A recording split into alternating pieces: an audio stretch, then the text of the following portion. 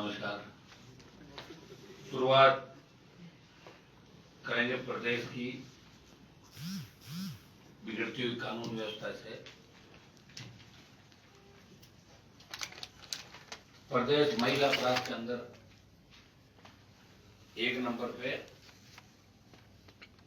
और बाल अपराध जो छोटे बच्चों के अपराध है उसके अंदर देश में 5वें स्थान पर आ गया।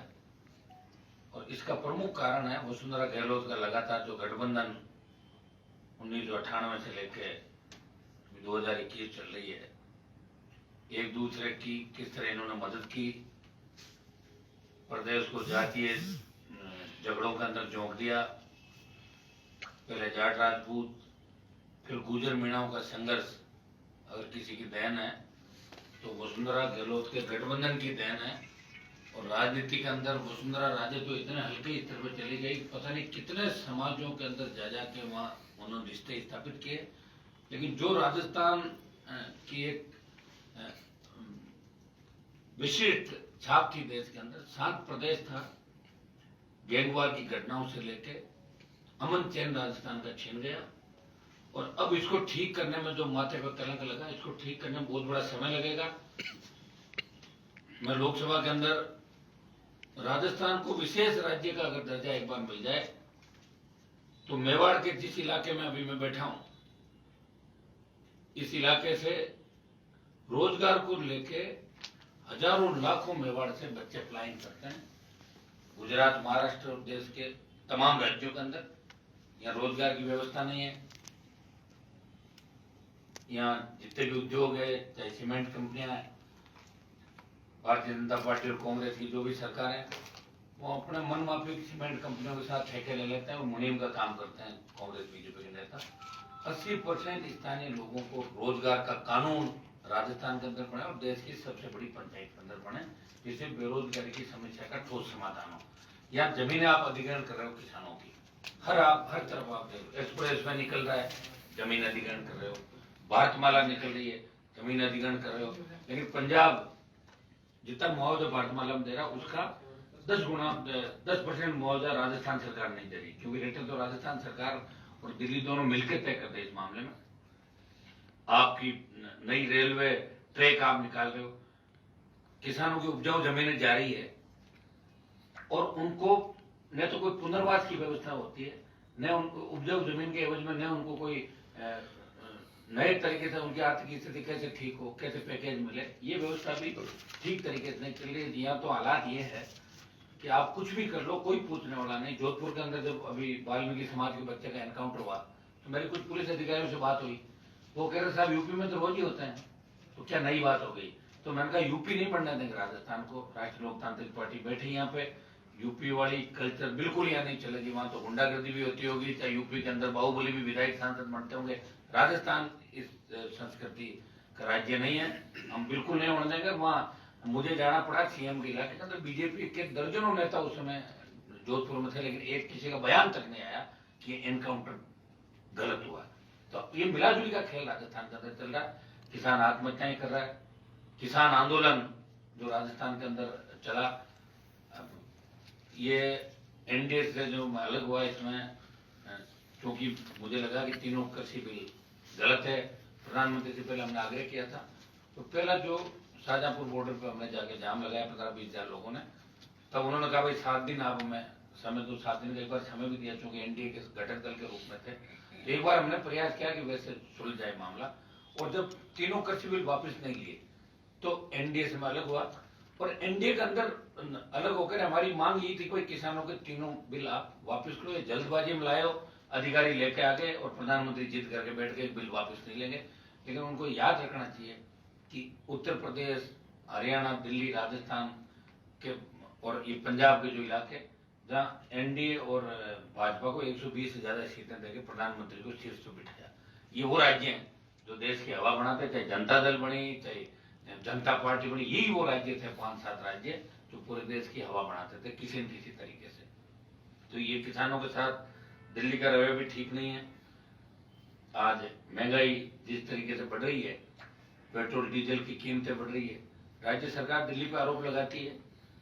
दिल्ली तो जिम्मेदार है ही है, क्रूड ऑयल अंतर्राष्ट्रीय बाजार के अंदर सस्ता हो रहा दिनों दिन, लेकिन डीजल पेट्रोल बढ़ रहा है।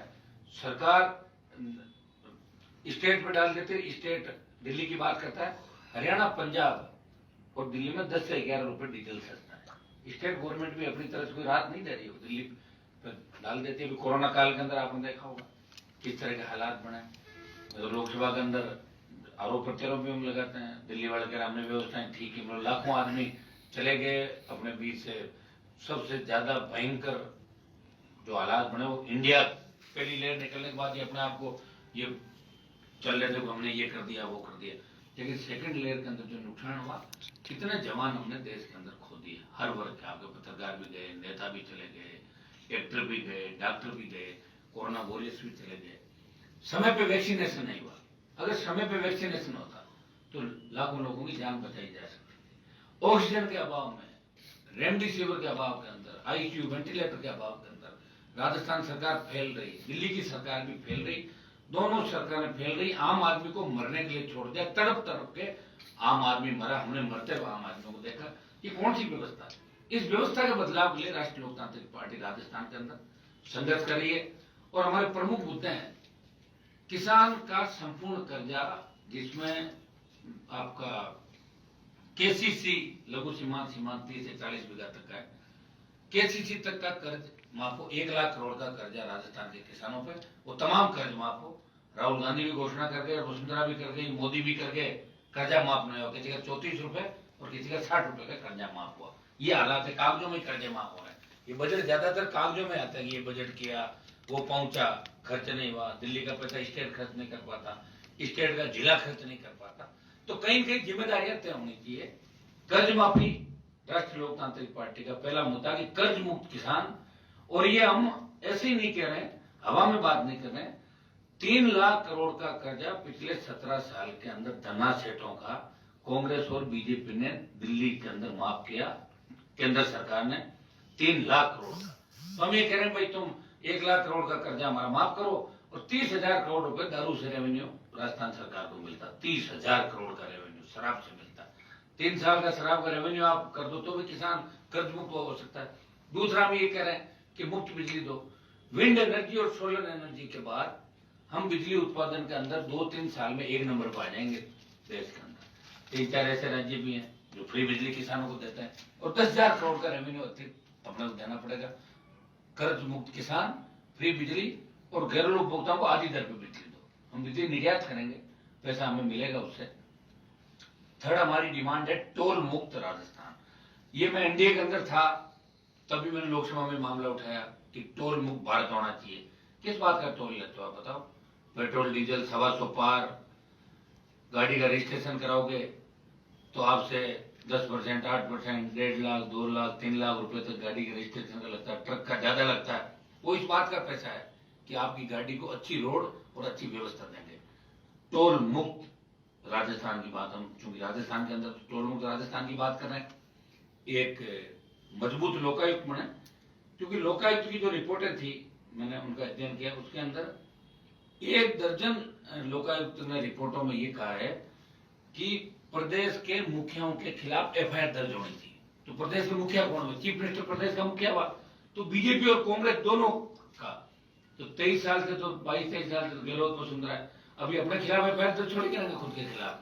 ये लोकायुक्त की रिपोर्ट आप देख लेना, मैं भेज दूंगा आपके पास कॉपी। विधानसभा के अंदर इस मामले को मैंने उठाया था। दुर्भाग्य इस बात का कि मजबूत लोकायुक्त जब तक नहीं होगा तब तक भ्रष्टाचार पे शिकंजा नहीं कसेगा।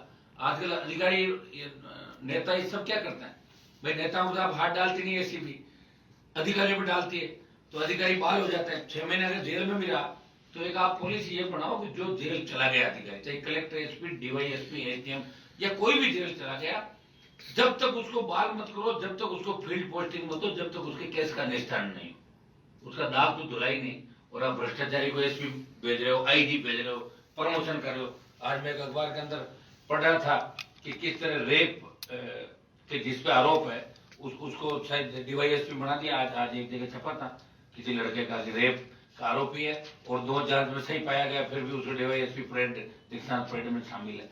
तो ये किस ओर जा रहा मामला? इसके लिए कौन बचाएगा मुझे बताओ? लोकतंत्र का चौथा स्तंभ मीडिया है। हमारे जैसे नए लोग हैं जो लड़ाई लड़ रहे हैं, कोशिश कर रहे हैं बीजेपी के लोग तो ये भी कहते हैं तीसरा मोर्चा कभी बना ही नहीं बन सकता, चैलेंज है हमारे लिए। जिस तरह नई चीज कोई आती है तो उसको एक चैलेंज होता है नई चीज के स्थापित होने में। तो राष्ट्रीय लोकतांत्रिक पार्टी इस राजस्थान में व्यवस्था परिवर्तन की लड़ाई लड़ रही है, और व्यवस्था परिवर्तन की लड़ाई में समय जरूर लगेगा, लेकिन राजस्थान का जवान अब उसने ठान लिया है कि हमें बदलाव करना। राजस्थान के अंदर हर भर्ती, आरपीएससी का चेयरमैन जब हुआ करता था बीजेपी राज में, वो मामला आपके अखबारों के अंदर आया, उसके बाद विधानसभा में उठाया था, उसको जेल में भी डाला आरपीएससी के चेयरमैन को, जो अपने बेटे के अंक बढ़ा रहा था। आरपीएससी के मेंबर्स में भ्रष्टाचार का आरोप लगे। पिछले 15 साल के अंदर आरपीएससी के कितने चेयरमैन थे जिन्होंने अपने रिश्तेदारों को आरएस आरपीएस बनाकर पेपरों को दे दिए? तो इनकी जांचें कौन करेगा? स्टेट गवर्नमेंट तो जांच कराएगी नहीं।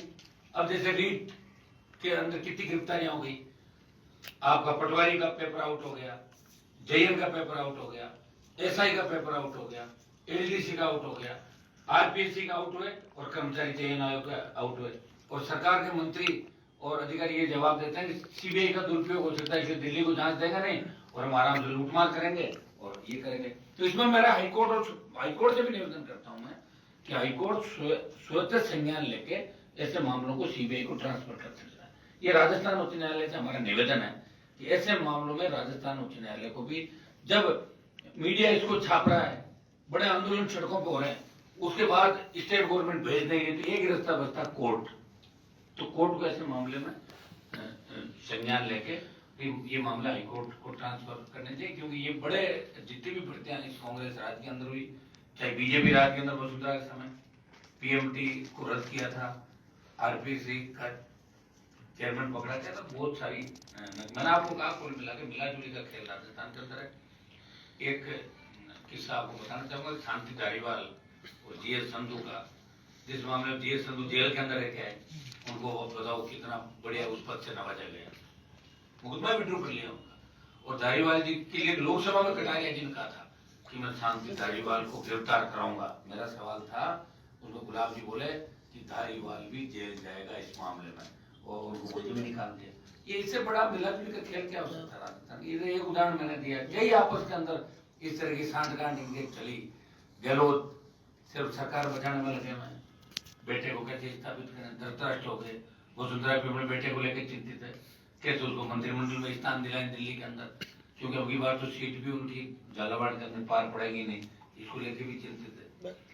बीजेपी, फिर आप पूछ रहे हैं, बीजेपी बिना दूल्हे की बारात है। अब इनके पास कोई दूल्हा नहीं, 13-14 लोग दूल्हे बने हैं। और कांग्रेस के अंदर जो लोग हैं सिर्फ अपनी सरकार बचाने में, और सचिन पायलट सीएम बनना चाहते हैं, और उनका कोई मकसद नहीं है कि एक बार सीएम बन जाओ राजस्थान का। इसीलिए तो जिस गहलोत को हटाने चले थे उसी के हेलीकॉप्टर में घूम रहे, और जब गाड़ी में जगह नहीं थी तो ड्राइवर सीट में बैठ गए। आत्मसम्मान कहाँ है? आत्मसम्मान अगर होता तो वहां से पैदल चल के नाराज होकर चले जाते। आत्मसम्मान तो राजस्थान में मुझे लग रहा मेरा ही है कि मैं छोड़ के बैठा हूँ, खुद की पार्टी भी बनाई, लड़ाई भी लड़ रहा हूँ, पंचायत चुनाव भी लड़ाए, नगर पालिका चुनाव लड़ाए, उदयपुर में भी आया, गांव गांव पहाड़ों पे घुमा। पहाड़ों के अंदर मैंने ऐसी स्थिति देखी कि एक अम्बा तराई गांव के अंदर गया मैं विधानसभा चुनाव में, तो मैंने कहा बच्चों को पढ़ने के लिए क्यों नहीं भेज रहे हो? बोले साहब स्कूल 4 किलोमीटर है और छोटे बच्चे जाएंगे जंगली जानवर उठा के ले जाएगा। किन परिस्थितियों में है राजस्थान? कौन बचाएगा इस देश और प्रदेश को? बताओ मुझे। अब कोई लोक देवता तो अवतार लेंगे नहीं राजस्थान के अंदर। ये उदयपुर का इलाका जो झीलों की नगरी है, सारी झीलों में, झीलें जितनी भी इनके अंदर कहीं न कहीं अतिक्रमण करके नेताओं ने, अपने रिश्तेदारों को, अधिकारियों ने वहां रिजोर्ट बनाए झील के कैचमेंट एरिया के अंदर। यहाँ पे मैंने खुद देखा, आपके 3-4 झीलों के कैचमेंट एरिया के अंदर बने। तो ये कहीं न कहीं अपन अपनी संस्कृति के साथ खिलवाड़ कर रहे हैं। अभी एक और भी पढ़ रहा था राजसमंद और इसके बीच में एक गांव का, मैं कल पेपर के अंदर पढ़ रहा था, ये राया गांव के अंदर भी जो नाले को इस तरह झील कैसे दिखे, तो बिल्कुल ही आप करके प्रकृति के साथ खिलवाड़ कर रहे हो। तब आपकी सारी वन विभाग से लेके और अब्दुल रहमान के मामले लेके, गरीब के लिए तो अब्दुल रहमान 1947, गोचर अंगूर, गरीबों की बस्तियां उजाड़ दो, आप सब कुछ कर दो, लेकिन बड़े लोगों के लिए एनओसियां तैयार है। कहीं न कहीं ये मिलके सारा खेल कर लेते हैं। यहाँ जो टीएसपी का टीएडी ये आपका टीएसपी का बजट है ये भी सही ढंग से खर्च नहीं हो रहा है। और सबसे बड़ी बात मैंने एक देखी कि यहाँ कांग्रेस और बीजेपी के नेताओं ने सिवाय जनता को धोखे के अलावा कुछ भी नहीं दिया, खूब धोखा दिया। और लोगों को अभी भी वो थाने तहसील का ऐसा डर बिठा रखा है इनके अंदर। मैं देखता हूँ लोग थाने और तहसील सामने जाते ही नहीं, घबराते हैं। अरे भाई, थानेदार तहसीलदार से अपराधी डरे, बदमाश डरे, आम आदमी गरीब आदमी अगर थाने से डरेगा तो फिर किस बात की आजादी है? अभी उदयपुर मुझे तो ऐसा लग रहा है कि आजादी नहीं हुआ पूरी तरीके से। इस राजस्थान का सबसे बड़ा इलाका, बिल्कुल ही विकास जहाँ पे नहीं है। बीजेपी के लोग बड़ी बड़ी बातें अभी कांग्रेस के खिलाफ करेंगे, बीजेपी के नेताओं, मैंने जब उनकी सरकार थी तो उनको देखा था, कांग्रेस वाले उन पर आरोप लगा देते हैं, शाम को सारे मिल बैठ के बात कर लेते हैं। सारे बिजनेस कर रहे हैं, सारे राजनेता बिजनेस करके और पैसा कैसे कमाए, मुझे लग रहा है इसी के अंदर धंधा खोल लिया सब लोगों ने। यही हालात यहाँ पे है। अभी आप कोरोना के बाद डेंगू का हालात देखो, चिकित्सा मंत्री गुजरात दौरे पे, खैर मुझे पता ही नहीं, मैंने डॉक्टरों को कह दिया था, कोटा के अंदर, अस्पताल के अंदर थे। तमाम जो राजस्थान के अंदर पिछले सालों में घटनाएं हुई, ये तो मैं आप लोगों को धन्यवाद दूंगा कि आप समय समय पे बात तो उठाते हो। अगर आप नहीं उठाओ तो विपक्ष का पता क्या लगे। ये परिवहन मंत्री पे भ्रष्टाचार के आरोप जब प्रताप सिंह पे लगे, घोटाला हुआ परिवहन का, तब बीजेपी के अग्रणी पंक्ति में बैठने वाले नेताओं ने, उन्होंने कांग्रेस वालों से बात करी, बोला आप चिंता मत करो, अपने शाम की पार्टी वाले साथ नहीं उठाएंगे प्रताप जी का मामला। सेट हो गए। विधानसभा में सिर्फ राष्ट्रीय लोकतांत्रिक पार्टी के तीनों विधायक धरने पे बैठे, 3 दिन तक धरना दिया और सड़क पर आंदोलन किया। सीबीआई जान मेरे हाथ में तो नहीं है। कोशिश की कि ऐसा नहीं लगे राजस्थान के अंदर विपक्ष नहीं है। विपक्ष की भूमिका राजस्थान के अंदर राष्ट्रीय लोकतांत्रिक पार्टी निभा रही है, बीजेपी विपक्ष की भूमिका नहीं निभा रही है। एक आंदोलन भारतीय जनता पार्टी के 3 सालों में नहीं हुआ। हल्ला बोल की बात जरूर करते हैं, लेकिन 20-30 से ज्यादा इनके कार्यकर्ता नहीं करते। वो तो आपने चुनाव के अंदर देखा होगा। कल चुनाव प्रचार मुझे कोई बता रहा था कि 1,500 से 2,000 लोग कल, और फार्म भरा जब 1,500 से 2,000 लोग, वो भी पूरी ताकत लगाने के बाद होता है।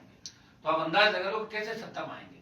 अब जवान ने मन बना लिया, राजस्थान के अंदर जवान बदलाव चाहता है, और बहुत बड़ा बदलाव आने वाले समय के अंदर राजस्थान की राजनीति के अंदर होगा। 25 से ज्यादा स्टेट में तीसरी ताकतें थर्ड फ्रंट किसी न किसी ने प्रयास किया जब थर्ड फ्रंट हो सकता है कि हम जो मेरा प्रयास है उसमें समय लग जाए, लेकिन हनुमान बेनीवाल ने प्रयास किया, मैदान छोड़ के नहीं भागा।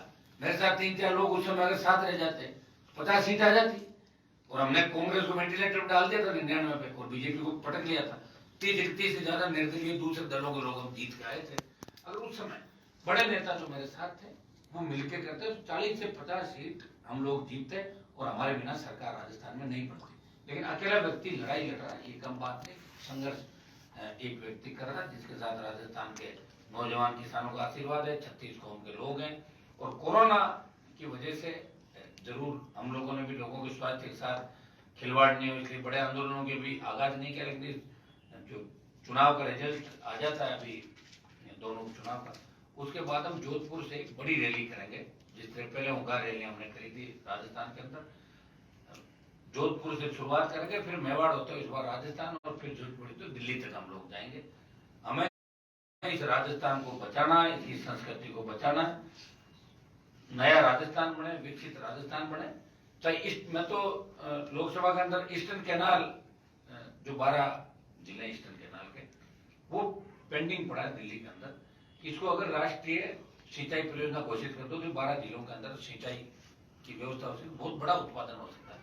लेकिन कौन पैरोकारी करता? कोई नहीं करता। वहां पे हमारे जैसे लोग लड़ते रहते हैं, हम है क्या, एक व्यक्ति है, एक पार्टी है। फिर भी प्रयास यहाँ भी किया, वहां भी किया। सीएम के बेटे को जब चुनाव रहा जोधपुर के अंदर गठबंधन में, तो उसके बाद मुख्यमंत्री की व्यक्तिगत जो होती है बदले की भावना से कार्रवाई नागौर के अंदर करी। वसुंधरा बदले की भावना से हमारे और हमारे कार्यकर्ताओं को परेशान राजस्थान के अंदर कर रही थी, लेकिन परवाह हनुमान बेनीवाल ने नहीं करी। और मैं आपको विश्वास दिलाता हूँ 23 के अंदर बहुत बड़ा परिवर्तन राजस्थान के अंदर होगा, जिसका आप अंदाज भी लगा सकते हैं। कांग्रेस और भारतीय जनता पार्टी में से एक दल को तीसरे नंबर पर 23 में जाना होगा। कुछ और बोल दोगे? 2 पॉइंट। एक स्कूलों के अंदर आप बताओ कि 5 वर्ष में 60 से ज्यादा मतलब रेप और छेड़छाड़ की घटनाएं शिक्षकों द्वारा बालिकाओं के साथ और ये हुई। और सेंट जेवियर स्कूल तो राजस्थान की सबसे अच्छी स्कूल मानी जाती है। इसमें 2 घटनाएं हो गई 1.5 महीने के अंदर, तो सेंट जेवियर स्कूल के अंदर। तो सरकार को ऐसे मामलों में जांच करा के, और अगर स्कूल में बदमाशी करते हैं इनका रद्द करो मान्यता इनकी। कोई जरूरी है सेंट जेवियर दूसरी कोई आ जाएगी? भाई क्यों दब रहे हो आप लोग? क्योंकि इसलिए कि उसमें बड़े अधिकारियों के बच्चे पढ़ते हैं, नेताओं के बच्चे पढ़ते हैं, तो एक मास्टर को पकड़ा और बाकी रफा दफा करके मामला और कर देते हैं। तो इस मामले के अंदर सरकार को संज्ञान लेना चाहिए। बाकी कल हमारे राष्ट्रीय लोकतांत्रिक पार्टी का स्थापना दिवस है 29 तारीख को। तो वैसे तो हम सब यहाँ चुनाव के अंदर आए हुए थे, बल्लभनगर सारे पदाधिकारी भी थे, 3 विधायक थे। तो कल का स्थापना दिवस का लेके कोई बड़ी रणनीति हमने अभी तय नहीं करी, और रात को हम तय करेंगे कल का स्थापना दिवस किस तरीके से सादगीपूर्ण रूप से कल का तीसरा स्थापना दिवस पार्टी मनाने जा रही है। और तीसरे स्थापना दिवस, और आपको जानकर आश्चर्य होगा कि राजस्थान के अंदर राष्ट्रीय लोकतांत्रिक पार्टी पहली राजस्थान की पार्टी जिसने लगातार प्रयास किया। लोग बाहर की पार्टियां लाते थे, चाहे लोक दल हो, चाहे जनता दल हो, चाहे सपा बसपा से लेकर चाहे राज्यपा हो, फला हो, ये हो, उनके रिमोट कंट्रोल बाहर रहते थे। ये किसान के बेटे की पहली पार्टी है जो पंचायत चुनाव और पालिका चुनाव लड़के आम जन के मुद्दे इस राजस्थान के अंदर कोई उठा रहा है, विधानसभा में, लोकसभा में राजस्थान की कोई पैरवी कर रहा है, सड़क पर कोई लड़ रहा है, तो राष्ट्रीय लोकतांत्रिक पार्टी का जवान, राष्ट्रीय लोकतांत्रिक पार्टी के नेता, आम आदमी गरीब आदमी की लड़ाई लड़ रहे राजस्थान में। उपचुनाव को लेकर क्या स्थिति लग रही है बल्लभनगर में? बल्लभनगर चुनाव राष्ट्रीय लोकतांत्रिक पार्टी निश्चित रूप से जीतेगी।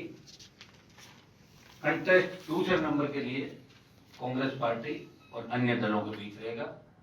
बड़ी जीत होगी बल्लभनगर के अंदर। यहाँ के किसान, यहाँ के जवान और 36 कौम के लोगों ने मन बना लिया कि बल्लभनगर के अंदर महलों से राजनीति बाहर निकल के किसान के बेटे की झोंपड़ी के अंदर आनी चाहिए। ये बल्लभनगर की जनता चाहती है। तो कोई विकास नहीं हुआ बल्लभनगर में। अफीम के जो पट्टे हैं, एक बात मैं आपको ये भी कहना चाहूंगा कि मालवा का जो हमारा इलाका है, नीमच से लेके कोटा से लेके उदयपुर चित्तौड़गढ़, सबसे अच्छी अफीम हिंदुस्तान के अंदर इसी इलाके के अंदर होती है। और अफीम से ही सारी दवाएं करीब करीब बनती है। लेकिन अफीम के काश्तकार परेशान है, आत्महत्याएं करें। अफीम नीति में बदलाव की आवश्यकता है। आपने तो उनको पूरी जो जिस हिसाब से आप देते हो लाइसेंस, उसके अंदर जरा सा भी छोटा मोटा हो जाए, प्रकृति होती है तो उसमें आप उनको उनके खिलाफ मुकदमा भी दर्ज कर लेते हो। किसानों से अफीम सही भाव पे भी नहीं खरीदी जाती। और तीसरा, जो पट्टे निरस्त किए जगह जगह उनको पट्टे वापस दिलाए जाए।